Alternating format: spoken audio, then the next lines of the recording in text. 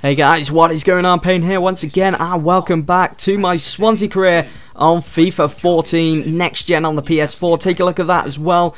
Joel Matip inquiry, Schalke have come back to me and they said they would accept a bid in the region of £5.5 million. That's in my budget. I've actually got that money. So I was more than happy to give them that, or maybe even offer 4.8, 4.9. But first I was going to say, well, we'll offer 5.5 just to keep them happy for the time being.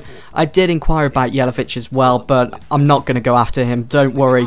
But I did go over to the Matip offer of 5.5, as I said, to keep them happy. I just want to see if he will actually accept a contract at Swansea. It'll be interesting to see. There is my budget at the moment. I've only got 8 million, but then you have to think about the wage packet and how much you've got there as well. So you've got to fiddle around with it a bit with the ratio, with the transfer and wages.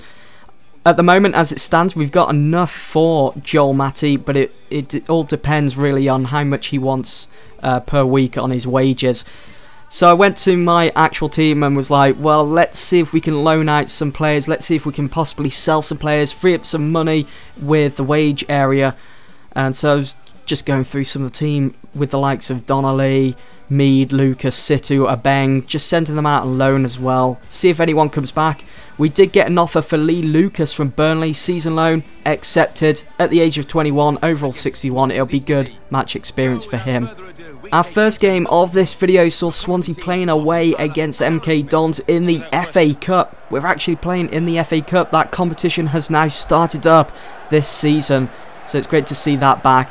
Again, sticking with the 4-1-4-1 formation, it seems to be working out for me at the moment. I'm really liking it, and it allows me to play Michu and Boney at the same time. With Michu sitting in behind Boney, Michu will also have support in that midfield, central attacking midfield role, with the likes of De Guzman and Shelby sitting alongside him. And it seems to be working out at the moment, and I'm kind of liking it. I know that we picked up some bad results, but they're against big teams like City, Chelsea. This team isn't that strong when you think about it. I still need another summer to go and see what we can do and how we can transform this team around with bringing in new players. I'm just hoping that if we do get Champions League or even the Europa League, I get a bigger budget to spend. As you know, I've only got Butner, Romeo and Zaha. They're all on loan, so they're going to be leaving at the end of the season, and when that happens, when all three guys have gone, we're going to be back to square one. I'm going to have exactly the same team pretty much that I had when I first started this career mode, so we're just going to have to see who I can bring in. I know Matip, I'm hoping, fingers crossed, accepts a contract to come to Swansea to strengthen our back four. So as you just saw, we beat MK Dons, we're through to the next round of the FA Cup. Brilliant stuff. After that, received an offer from Newcastle United for 6.5 for Michu. I did temporarily accept it. I just felt tempted to accept it and receive that money. We could do with it to bring in maybe another player in January, but I rejected because Michu is a key player at Swansea at the moment. We definitely need as much support as we could get, and January, it doesn't really give you that much time. I mean, let's say if I did accept that from Newcastle and Michu left Swansea, what sort of player could I bring in? Who would I bring in to replace him at Swansea? Guys, let me know in the comment section below. Could it be Jelavic? At the moment, that's the only sort of player that I can think of that could possibly come in and replace Michu. It'll be interesting to read your thoughts, guys, so be sure to let me know in the comment section below. Our next game, as you've been watching, was against Stoke again. Why do I have to keep playing Stoke? Seriously, I'm getting sick of it. Last time out, they came to the Liberty Stadium. They beat us 2-1. And just take a look at that beauty, guys. An absolute peach of a goal. Yeah! That's what I'm talking about. That was amazing.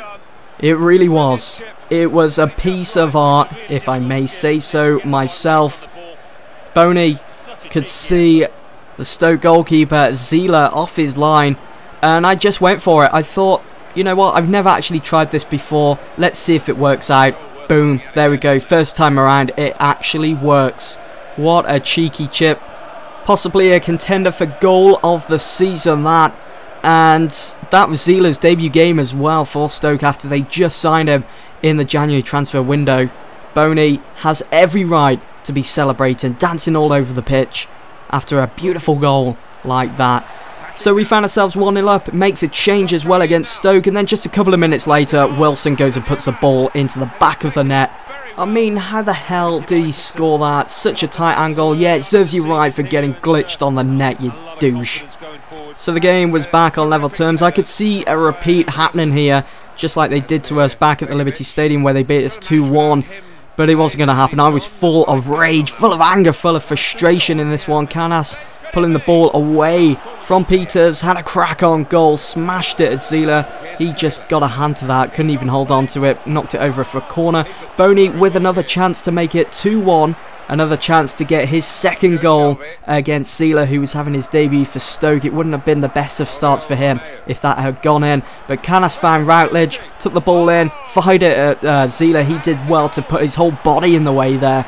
But Routledge just got a touch to the ball and knocked that one past him. That as well is Routledge's first goal of the season, believe it or not. Because if you remember, guys, he got injured in pre-season, was out for 4 months, and now has returned. Thankfully picking up a goal there for Swansea.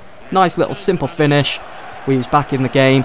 We was leading against Stoke 2-1 up before half time. Boney, another chance. If these chances had actually paid off, he would have got a hat-trick in this game. But the final score, 2-1 to Swansea. Finally, we have beaten them. You don't like it, do you? Losing all 3 points in the league. Suck it up, Stoke. After that game, received an offer from Southampton for a season-long loan for Donnelly. Accepted. He is now a Southampton player until the end of the season. And look at this for some bad news.